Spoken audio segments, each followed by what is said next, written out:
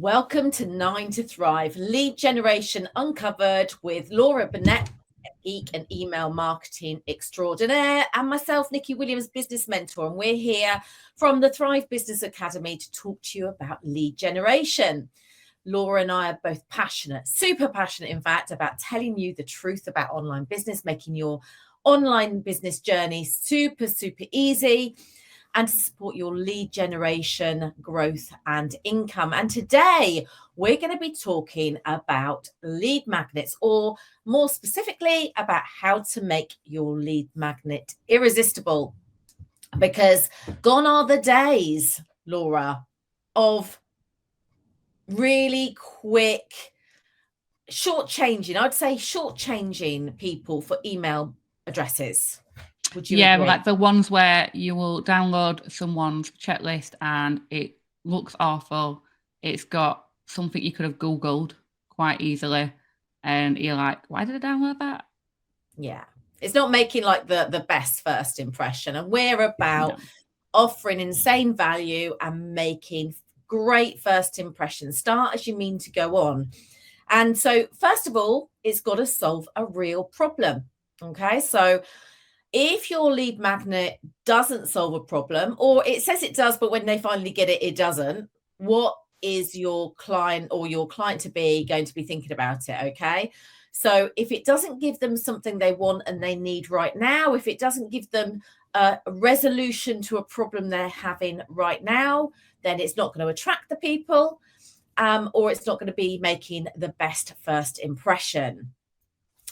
So you've got to make sure it is absolutely nailing a problem that they want, but don't feel that you have to give them a huge solution to a huge problem. We're just talking about small problem. You know, it doesn't have to be something dramatic. Anything to add there, Laura? No, but I think it leads nicely into our second way, which is a quick win. A quick win. We all want a quick win. Like, how many times, like you've just said, people try to solve a whole big, huge problem and it just doesn't work, does it? It needs to be an absolute super quick win. We find they are the best performing lead magnets, aren't they, when we've done ones which are nice and quick, give them a win. We've got like one which is the social media magazines, haven't we? And that gives people a very quick win. They download the magazines, they've got their graphics, it solves the problem of them not being able to create their own graphics. Job done. It's nice and quick, and that's what it needs to be. Yeah, absolutely. Okay, so yes, it's got to be quick, but don't shortchange them. Okay, so you've got to have that balance of insane value and quick, but also we want to go on to the next bit, is where we need to be really specific. And don't just be too general. We always say about this, if you've got your net too wide, then you're not going to attract people, and people aren't going to be, you're not going to grab their attention. Sorry, my watch just spoke to me then. So there's as specific as you can to really attract them, to really hone down your marketing. And they need to know exactly what they're going to get. And can you hear it? I'm going to let you tell. She's having a right conversation with you. I'm just taking it off because I never invited my watch to get involved in the conversation. She's very 100%. Your watch wants lead magnets to be super specific. Because it's not understanding what I'm actually saying. We were saying this just as we started. If only everyone knew what happened before a podcast recording and the conversations that we had and the events that happen on the lead up to recording these podcasts. It would not be, but it'd just be a comedy show in the end, wouldn't it? But yes, 100%. Yeah. It needs to be super specific. And I remember I found this hard to start off with lead magnets, because it's like with ideal clients and things, don't we? We all have that resistance about shortening the audience. We don't want to reduce the audience size. So we think, no, it's got to be general. It's got to cover everybody, when actually it doesn't. So like if you're a bookkeeper, maybe it just needs to do one industry, not the whole of the companies in the whole wide world. If you're a business coach or anything like that, then just your actual industry that you're targeting, not all business owners. Just think of a lead magnet that helps your actual specific audience, I think is the right word, isn't it? Is, yeah. Okay, then that leads us on to making it quick to digest. Okay. Everybody is too busy. Okay. They're too busy. They're already overwhelmed. So we need to make it easy for them. So gone are the times where you bulk things out just for the sake of it. Okay. So less is more. So be really specific with your content that you're putting in there. Make sure it's easy to digest. Because if you have really, really big reports. Now, there's a wonderful LinkedIn report that comes out once a year, isn't there? And it is so insanely valuable, but he's not putting a report out every month. So it's a really valuable, like incredible report that goes out there. But generally, you just want to make sure that you take out all of that fluff, all the flowers, all the like fluffy stuff, and just give them the information they need right now to move them forward right now. And it's with everything in it, not just your PDFs and things like that. It's if you're running a masterclass, does it have to be an hour?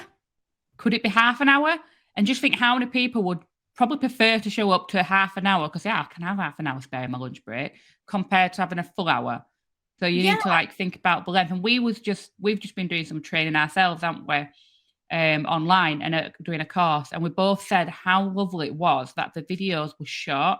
So they were like a 2-minute video, a 10-minute video, maybe a 3-minute video. Everything was broken down to make it super easy to digest. So even though the course is probably a few hours, because they split it up in them easy to digest actual steps, it's just easier to do. Yeah, it really is. My Trello social media course, you've done that with your Power Hour masterclass, haven't you? Yeah, it's just there's no point bulking it out anymore. So get rid of the fluff and really quick to digest. But we always talk about offering insane value, which leads us to this point as well. Stop holding back. Because if you keep on holding all of that back and say, oh, I'm not going to give that away because they're not paying for it. Really bad mindset. We need to shift that mindset because it's no longer viable, that mindset.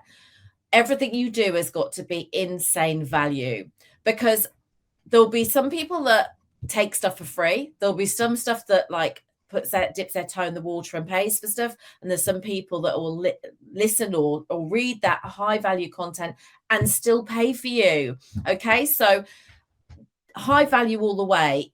Even if you turn something and it's free and you change it to paid later on, but deliver it, give your best at all times. Remember, it's that first impression. So I always say you've got to think about, would you charge for it? Yeah. Would you charge for your lead? Would you Apple charge someone £7 to download your ebook?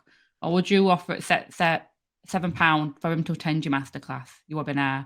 Would you charge them for it? And if the answer is yes, you would provide an insane value. If the answer is no, it's not a good lead magnet. No, that's right. Exactly. And even more value than that. It's just, remember, you're telling them what they need to do, but not how to do it. Okay. So that's what we're doing with our lead magnets. Okay. So next point is instantly accessible.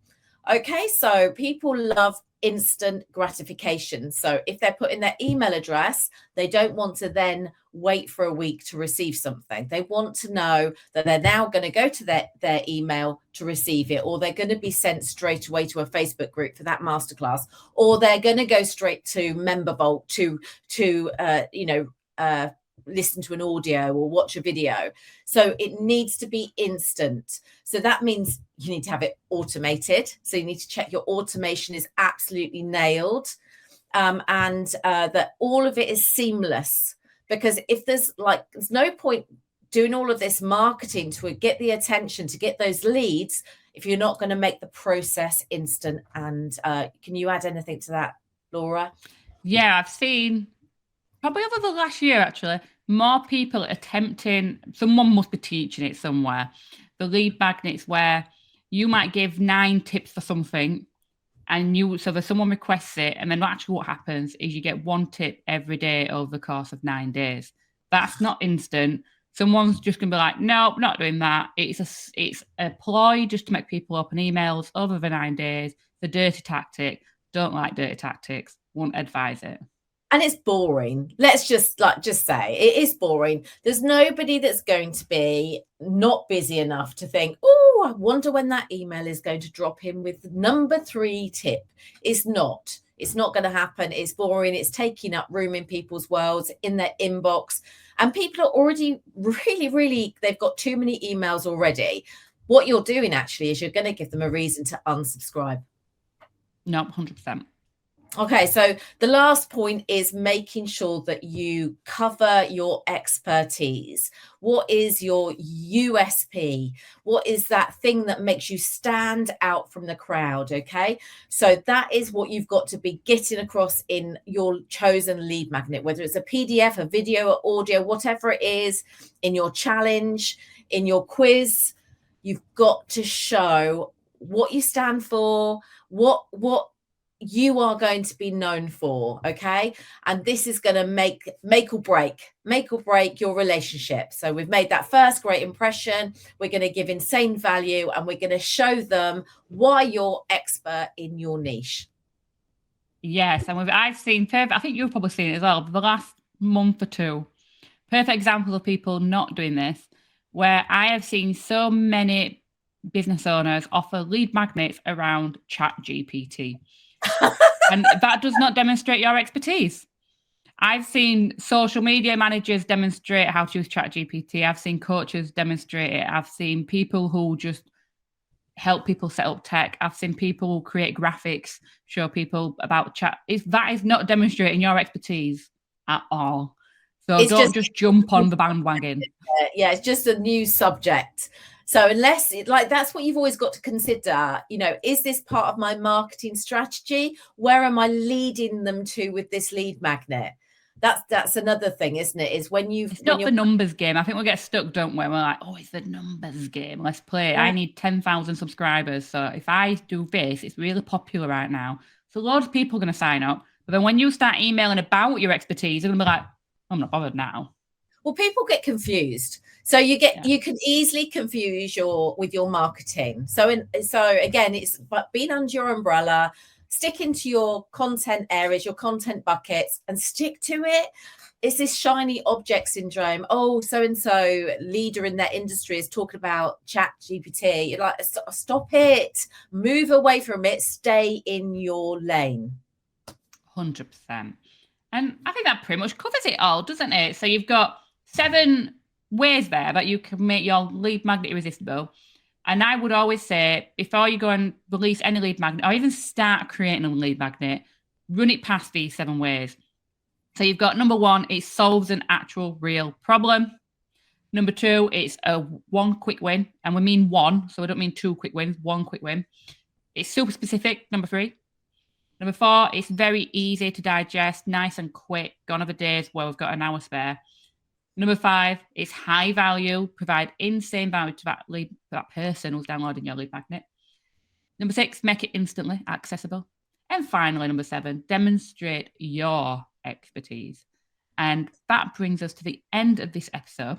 And we would love for you to carry on listening to us. So please do not forget to subscribe or follow, depending on where you are listening to us, and tune into the next episode.